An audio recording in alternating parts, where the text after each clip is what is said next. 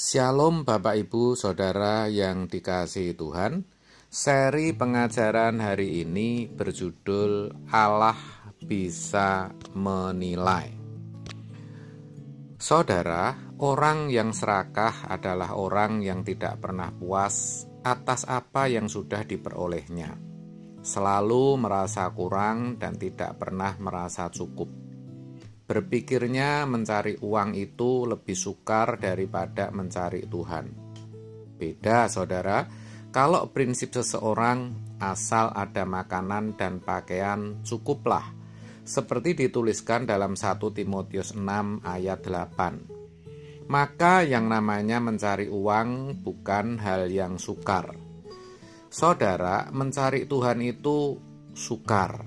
Bukan hanya sekedar ke gereja, berdoa, lalu percaya Tuhan pasti memberkati. Tapi lebih dari itu.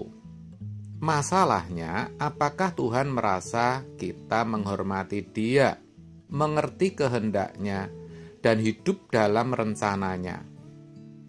Ini penting, karena ketika kita tidak mengerti kehendaknya, kita pasti tidak melakukannya. Dan itu berarti kita melawan Allah. Juga ketika kita hanya hidup untuk memenuhi rencana kita, berarti kita juga tidak mengerti kehendaknya. Itu juga sikap melawan Allah. Oleh sebab itu, saudara, mumpung masih ada kesempatan, dengan rasa hormat, dengan penuh kegentaran, kita mau datang kepada Tuhan dan berkata, Tuhan, aku mau melakukan kehendak-Mu. Aku mau hidup kudus. Aku mau hidup sebersih-bersihnya. Itu dulu, saudara. Barulah kita bisa mengerti akan rencana Tuhan yang harus kita lakukan dalam hidup kita. Hidup dalam rencana Allah bukan berarti harus sekolah Alkitab atau menjadi pendeta, saudara. Tetapi melalui hal-hal sederhana yang mungkin dipandang orang lain sebagai hal sepele dan tidak penting. Tetapi itu berarti bagi Tuhan, menyukakan hatinya. Tidak harus dengan uang kok, saudara. Seperti misalnya memperhatikan orang berbicara dan menjadi pendengar yang baik, merespon dengan kata-kata yang membangun dan menguatkan. Begitu.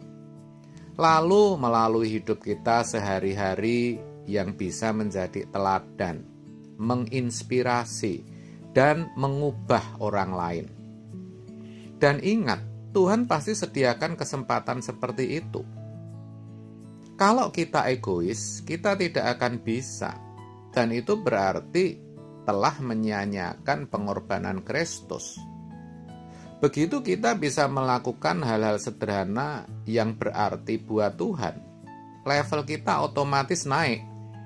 Kita jadi semakin efektif untuk Tuhan, memberkati lebih banyak orang. Maka jangan lawan Tuhan. Lekatkan diri kita pada perasaan Tuhan. Pahami perasaannya. Lakukan apa yang menyenangkan hati Tuhan. Jangan melukai hati Tuhan. Bahkan jangan sampai membuat hati Tuhan tidak nyaman. Satu hal harus kita sadari, saudara, betapa beruntungnya kita kalau kita sampai bisa menyenangkan hati Tuhan. Tahu mana yang Tuhan suka, mana yang tidak. Sehingga kita tidak sampai melukai hatinya. Kita jadi akan memperhatikan kebiasaan hidup kita.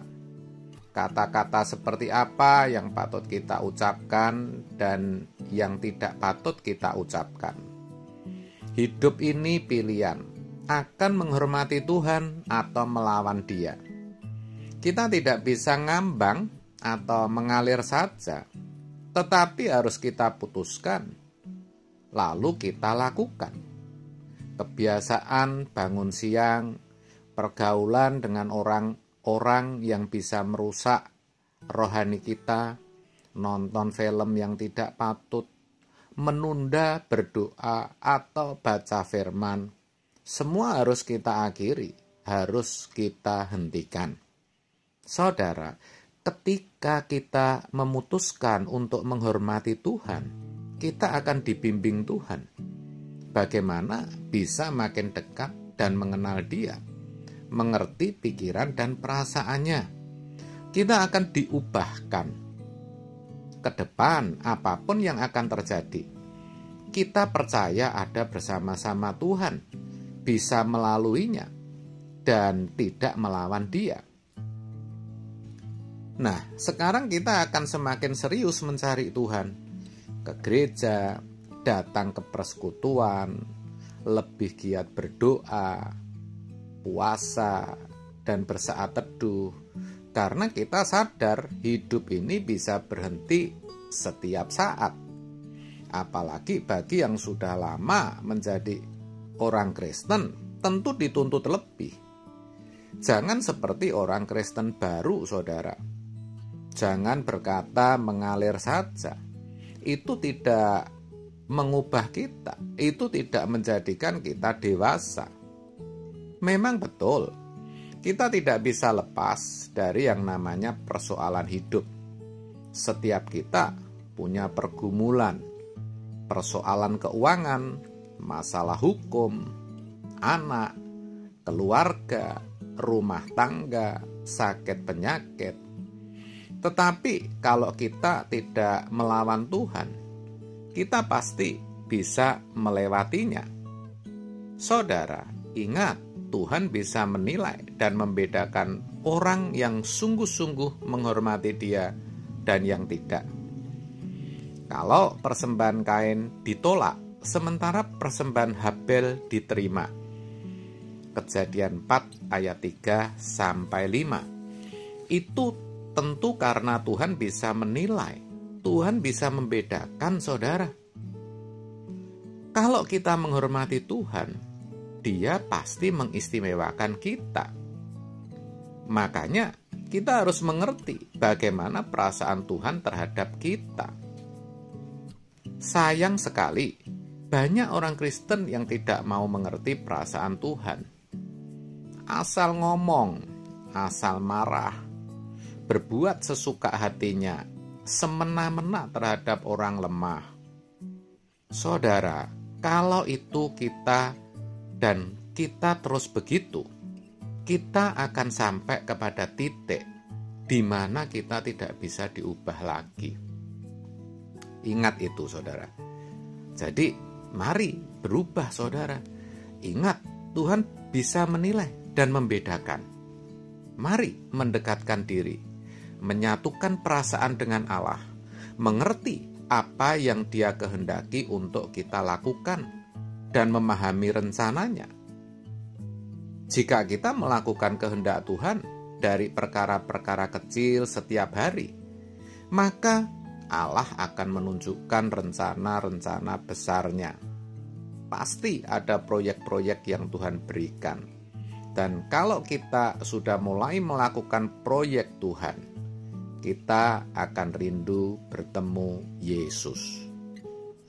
Banyak orang tidak merindukan bertemu Tuhan karena mereka tidak pernah melakukan apa yang Dia kehendaki, yaitu rencananya untuk dipenuhi. Sekali lagi, saudara, ingat, Tuhan bisa menilai, Tuhan bisa membedakan. Amin. Tuhan Yesus memberkati.